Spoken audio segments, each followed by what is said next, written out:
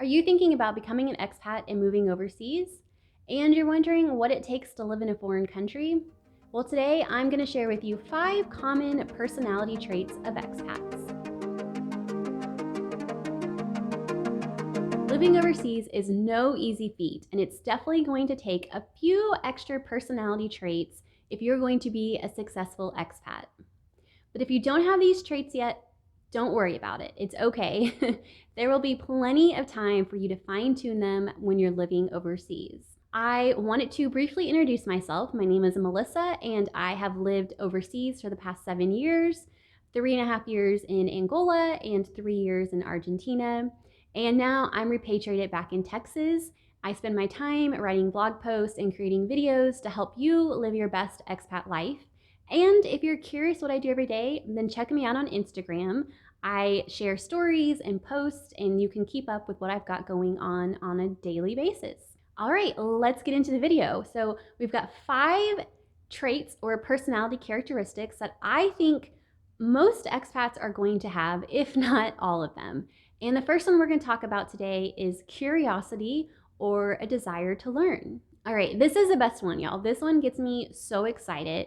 This is the reason that people love to travel, because you're curious and you just want to learn about new things and new cultures. And I listed this one first because I feel like you can't even make the decision to become an expat and move overseas if you don't first have this personality trait, which is curiosity and just an honest desire to learn new things. So if those aren't ringing a bell with you, then you're probably not even going to make the decision in the first place to move abroad. And once you are actually living in your new country, so once you've moved abroad, your curiosity is what's really going to keep you entertained, and it's going to keep you curious about your new country. That's what's going to excite you when you learn new things. You're going to be like a new sponge when you get to your new country. Everything from new words to new ways of doing things. Everything is just going to light you up because you have that trait of being curious and just wanting to learn new things. And to be completely transparent, this is also going to help combat the more challenging side of expat life. So challenges will definitely come up. There will be hard days, but because you have this desire to learn and you're curious about things, you're going to see and do and learn so many more things that will counteract those challenges that you have. The second trait is going to be flexibility. Now, this trait I definitely did not have before I moved to Angola. I was more of a what you would call a type A personality. I like to plan things. I don't like things to just pop up. Well, this all went right out the window as soon as I moved to Angola. And when you move to a new culture and you're learning new things and a new way of life entirely, you really have to learn to become more flexible and open to other things. Because inevitably, there will be multiple things that are going to be different about the country you're moving to than your home country. So you have to really hone that flexibility muscle and adapt and change when things come up. And don't worry, it will not happen all at once. It will take time, but slowly but surely you will begin to adapt your beliefs and the way that you do things, your habits. And before you know it, you will really realize that you have a more flexible mindset than you thought, and you have a lot more flexibility in the way you look at things and the way things are done, and that will really serve you in your new country. The next trait we're going to talk about is resiliency. And resiliency isn't something that you actually know that you're working on. It just seems like one day you wake up and you just feel a lot more stronger and more resilient in your expat life. To me, resiliency is so crucial when you're an expat because there's going to be so many challenges, almost on a daily basis, to be quite honest. And how you get through those challenges and keep going will really determine how resilient you are. So, some real talk here, y'all.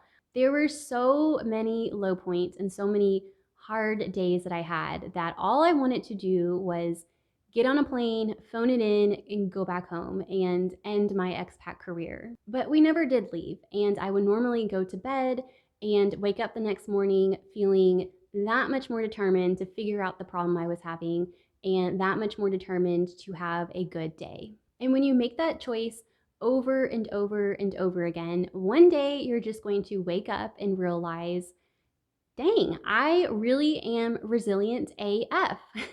I have gotten through all these years of problems. I have had all kinds of issues come up. I've had bad days, I've had good days, and I am still standing, and that makes me super resilient. So just living overseas and being an expat and living in a foreign culture is inevitably going to make you really resilient. And that is a good skill to have whenever you are living abroad and also whenever you repatriate.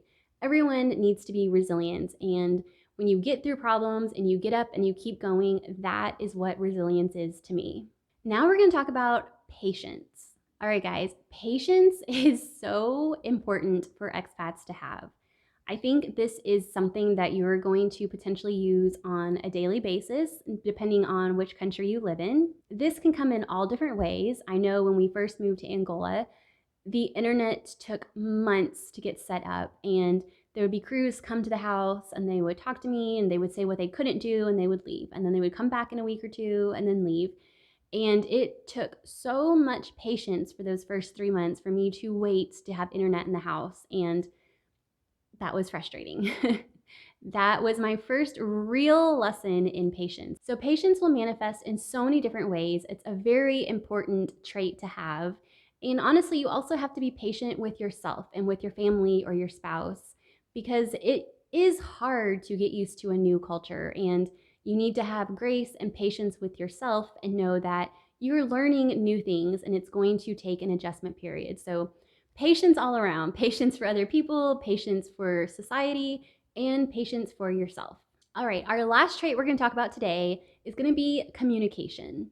And maybe I should call this creative communication, because that's kind of more what it is when you move abroad and you don't know the language. Learning how to communicate in a creative way is going to be important for you to get just basic everyday things done. So for the past 7 years, I have not been able to just say what I wanted. I could not, in Angola or in Argentina, just speak English sentences and explain what I wanted. I had to use what little vocabulary I knew. A lot of times I would have to use smaller words than I would have liked to use. But really, you'll find yourself every single day communicating in a creative manner. You're going to use a little bit of app, you're going to use a little bit of your language, you're going to use the help from a complete stranger, you're going to use some nonverbals and body language.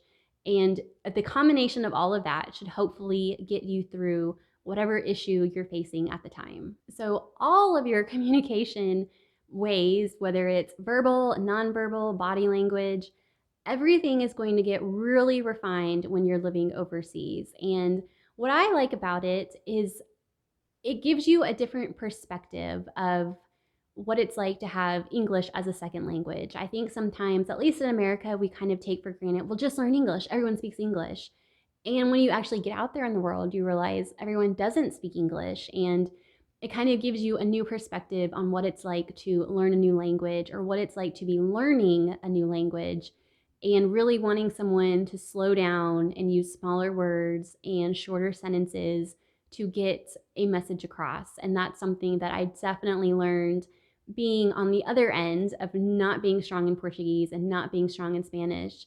I now, when I'm talking to somebody that is not so strong in English, I definitely change the way that I'm talking and change the words that I'm using. And I think that was a good 7 year lesson for me to learn, and probably most people as well, just to see what it feels like to be on the other end of the communication. So, as you can see, your communication skills will get very refined living abroad, especially if you're moving to a culture where you don't speak the language fluently. And you learn new ways to communicate, and you'll be so incredibly proud of yourself each time you get through a situation when you don't quite know all the right words. All right, guys, don't let these 5 personality traits scare you away from expat life. This is not a pre-qualifying list to moving overseas.